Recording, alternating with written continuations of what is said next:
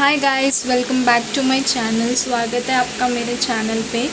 आज हमारा डे 6 है इंग्लिश पढ़ने का। इंग्लिश में एक नया टॉपिक पढ़ने के लिए और समझने के लिए भी। तो आज हमारी 6th सीढ़ी हम चढ़ेंगे, 6th कदम हम उठाएंगे अपने इंग्लिश पढ़ने और सीखने की जर्नी में। और हम ऐसे ही धीरे धीरे इम्प्रूव करेंगे, जैसा मैंने आपको बताया था। हर दिन हम एक नया टॉपिक पढ़ेंगे, लास्ट में जाते जाते उसे रिवाइज़ करेंगे। मैं आप सबको ये एडवाइस देती हूँ कि वीडियो देखने के बाद भी आप वो टॉपिक रिवाइज़ कीजिए, बोलने की कोशिश कीजिए। इससे आपका कॉन्वर्सेशन स्किल्स जो होता है, जो बातचीत करने का ढंग होता है, वो इम्प्रूव होगा। और इससे जो इंग्लिश के वर्ड्स जो मैं आप लोग को सिखा रही हूँ, वो ज़्यादा अच्छी तरीके से दिमाग में बैठेंगे। तो ऐसे ही बोल बोल के प्रैक्टिस करने से, जो चीज़ मैंने आपको सिखाई है उसको बार बार रिवाइज़ करने से वो टॉपिक अच्छी तरीके से हमारे दिमाग में बैठ जाते हैं और इससे ही हमारी इंग्लिश इम्प्रूव हो पाती है। तो उसी के साथ आज हम आगे बढ़ते हैं। आज हम नया टॉपिक सीखेंगे। टॉपिक का नाम है एम, इज़ और आर। एम, इज़ और आर, ये 3 वर्ड्स है और ये 3 वर्ड्स को कहाँ यूज़ किया जाता है आज हम वो सीखेंगे कि ये 3 वर्ड्स जो हम सेंटेंस में मोस्टली यूज़ करते ही हैं, तो इन्हें कहाँ यूज़ किया जाता है, किस वर्ड पे यूज़ किया जाता है, आज हम उसे सीखेंगे और अपनी इंग्लिश इम्प्रूव करेंगे और मजबूत करेंगे। तो इसी के साथ आगे बढ़ते हैं। तो पहले हम सीखते हैं एम कहाँ यूज़ किया जाता है। एम यूज़ करते हैं आई के साथ। जब भी हम आई ये वर्ड यूज़ करते हैं, आई जो हमने पहले लेक्चर में सीखा था, आई का मतलब होता है मैं। तो जब भी हम आई यूज़ करते हैं तो उसके साथ हम एम लगाते हैं। जैसे कि यहाँ एग्जांपल्स भी आप देख सकते हैं स्क्रीन पे। इस पे लिखा है आई एम हैप्पी। आई है, आई के बाजू में एम लगाया, आई am happy. I am happy का मतलब क्या हुआ कि मैं खुश हूँ। आई am happy, I am happy. और दूसरा एग्जाम्पल भी देखो, उसमें लिखा है I am student. I am student, मेरे साथ रिपीट कीजिए, आई एम स्टूडेंट। यहाँ भी देखिए कि आई के बाजू में एम लगा हुआ है। तो आई मतलब मैं, आई एम अ स्टूडेंट, मैं एक स्टूडेंट हूँ, मैं एक छात्र विद्यार्थी हूँ। जैसा कि इसमें मैंने आपको बताया कि आई के साथ एम लगता है। एम किसके साथ लगता है? आई के साथ, आई के साथ एम, आई के साथ एम, आई के साथ एम। एग्जाम्पल्स जैसे कि दिए, रिपीट कीजिए मेरे साथ। आई am happy, I am happy, I am happy, I M student, I am student, I am student. तो मैं उम्मीद करती हूँ कि आपको एम समझ में आ गया कि एम कहाँ यूज़ किया जाता है। एम हमेशा आई के बाद यूज़ किया जाता है, आई के साथ यूज़ किया जाता है। तो इसी के साथ हम आगे बढ़ते हैं। अब हम देखते हैं कि ईज़ कहाँ यूज़ होता है। ईज़ हमेशा ही, शी, इट के बाद यूज़ हुआ जाता है। जैसे एम आई के बाद यूज़ हुआ जाता था, ईज़ कहाँ यूज़ होता है? कौन से 3 वर्ड्स के उधर? ही, शी, इट। ईज़ किधर किधर यूज़ होता है? ही, शी, इट। आप भी मेरे साथ रिपीट कीजिए, ही, शी, इट। ईज़ हमेशा साथ में आता है ही, शी और इट के। जैसे कि यहाँ एग्जाम्पल में भी आप देख सकते हैं। पहला एग्जाम्पल है he is tall, he is tall, he is tall. अब देखिए ही के बाजू में इज़ लगा कि नहीं लगा? तो इज़ हमेशा ही, शी और इट के बाद लगता है। He is tall, he is tall. और दूसरा एग्जाम्पल है she is eating, she is eating. देखो यहाँ भी शी के बाद ईज़ लगा हुआ है। तो ईज़ कहाँ यूज़ करते हैं हम? ही, शी और इट में। ही इज़ टॉल का मतलब क्या हुआ? वो लंबा है, वो लड़का लंबा है। शी इज़ ईटिंग, उसका मतलब क्या हुआ? वो लड़की खा रही है। तो ईज़ कहाँ यूज़ होता है हमेशा? ही, शी और इट के बाद। इट के बाद अगर आपके पास भी कोई एग्जाम्पल्स रहे हैं तो आप उसे कमेंट बॉक्स में ज़रूर लिख सकते हैं। हम ज़रूर चेक करेंगे कि वो सही है कि गलत।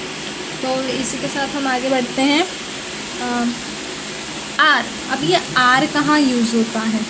आर यूज़ होता है हमेशा यू वी दे के बाद, यू वी दे। कौन से 3 वर्ड्स, आप मेरे साथ रिपीट करना ना भूलें, रिपीट कीजिए मेरे साथ। कौन से वर्ड्स के साथ यूज़ होता है are? You we they, you we they, you we they. Screen पे सब लिखा हुआ है तो आप उस पर देख के आप उसे ज़रूर पढ़ सकते हैं और इससे आप स्पेलिंग भी याद कर सकते हैं। तो यू वी दे के साथ क्या यूज़ होता है? आर। यू वी दे के साथ क्या यूज़ होता है? आर। देखो यहाँ एग्जाम्पल भी लिखा है, they are friends, they are friends, they are friends. इसका मतलब क्या है? उन लोग दोस्त हैं। दे उन लोग दोस्त हैं। आप भी मेरे साथ रिपीट कीजिए sentence, they are friends, they are friends, they are friends. जैसा कि आपने देखा यहाँ भी दे के बाद आर लगा हुआ है, जैसा कि स्क्रीन पे लिखा है यू वी दे के बाद क्या लगता है? आर। और एग्जाम्पल में भी दे के बाद आर लिखा हुआ है। तो अभी आपको समझा कि आर कहाँ यूज़ होता है? हमेशा यू के बाद, यू आर ब्यूटीफुल ऐसा बोलते हैं ना, तो यू के बाद क्या आया? आर। वी आर प्लेइंग, ये सेंटेंस में वी के बाद क्या आया? आर। इसका मतलब क्या? हम लोग खेल रहे हैं, आप बहुत सुंदर हैं। तो इस यू वी दे के बाद क्या यूज़ करते हैं? आर। तो चलिए, प्रैक्टिस टाइम हो गया है अभी हमारा, तो आप मेरे साथ बोलिए, जो मैं बोल रही हूँ मेरे साथ रिपीट कीजिए। I am happy, I am happy, I am happy. I के बाद में क्या लगा? एम। स्क्रीन पे देखिए, आई के बाद में क्या लगा? एम। और दूसरा सेंटेंस है they are playing, they are playing, they are playing. They के बाद क्या लगा? आर। दे के बाद क्या लगा? आर। They are playing. ऐसे ही आप मेरे साथ रिपीट करते जाइए, प्रैक्टिस करते रहिए बोलने से, इससे आपकी इंग्लिश ज़रूर इम्प्रूव होगी। तो मैं उम्मीद करती हूँ कि आपको ये समझा होगा कि इज़, आर और एम कहाँ लगता है। तो इसी के साथ हम एक मिनी टेस्ट लेते हैं।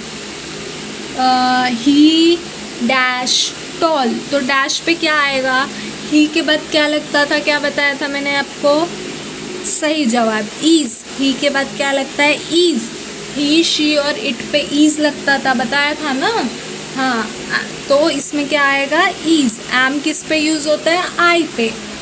आर किस पे यूज़ होता है? दे, यू, वी। याद रखिए, इसे रिवाइज करते रहिए। आप इसे रिवाइज करते रहेंगे तो आपका ये इस टॉपिक पे पकड़ बहुत अच्छी हो जाएगी। मैं उम्मीद करती हूँ कि आपको बहुत अच्छी तरीके से समझ में आता होगा कि मैं आपको क्या समझा रही हूँ। पर अगर आपको तो भी कोई भी डाउट है तो उस कमेंट बॉक्स में ज़रूर लिखें। जैसा कि मैंने आप सबसे वादा किया है कि कुछ भी हो कमेंट बॉक्स में अपने डाउट लिखिए, कन्फ्यूजन लिखिए, क्वेश्चंस लिखिए। पूछने से बिल्कुल ना हिचकिचाएं, मैं आपके प्रश्नों का ज़रूर आंसर करूँगी। और चाहिए तो हम अगले वीडियोस में भी उसी टॉपिक को डिस्कस कर सकते हैं। अगर आपको वो नहीं समझा हो तो आप बस कमेंट बॉक्स में मुझे बताइए। तो आज के लिए बस इतना ही। आप सबका बहुत बहुत धन्यवाद। आज हमने एक नया टॉपिक सीखा, इज़, आर, एम। तो ये 3 वर्ड को कहाँ कहाँ यूज़ किया जाता है आज हमने ये सीखा। तो फिर से हम एक बार रिवाइज करते हैं। एम कहाँ यूज़ होता है? आई पे। इज़ कहाँ यूज़ होता है? ही, शी और इट पे। और आर कहाँ यूज़ होता है? यू, वी, दे पे। हाँ, यही चीज़ आप रिवाइज करते रहिए, आप इम्प्रूव करेंगे। अगर आपकी इसमें कोई भी एग्जांपल्स हो, कोई भी उदाहरण हो जो आपके दिमाग में आता हो तो उसे कमेंट बॉक्स में लिखना ना भूलें। हम देखेंगे कि वो उदाहरण सही है या गलत है। सोचने से, बोलने से ही इंग्लिश इम्प्रूव होती है। तो ऐसा सोचना और सोचने में मत हिचकिचाएं और अच्छे से प्रश्न पूछिए और अपने आप को इम्प्रूव कीजिए। तो आज के लिए बस इतना ही। थैंक यू एक परिवार की तरह ऐसे जुटे रहने के लिए, मेरे साथ बने रहने के लिए और इंग्लिश सीखने के लिए। डे लास्ट तक आपकी इंग्लिश पक्का इम्प्रूव हो जाएगी, आप बिल्कुल डाउट मत कीजिए इसमें। तो आज के लिए बस इतना ही। Thank you, bye bye.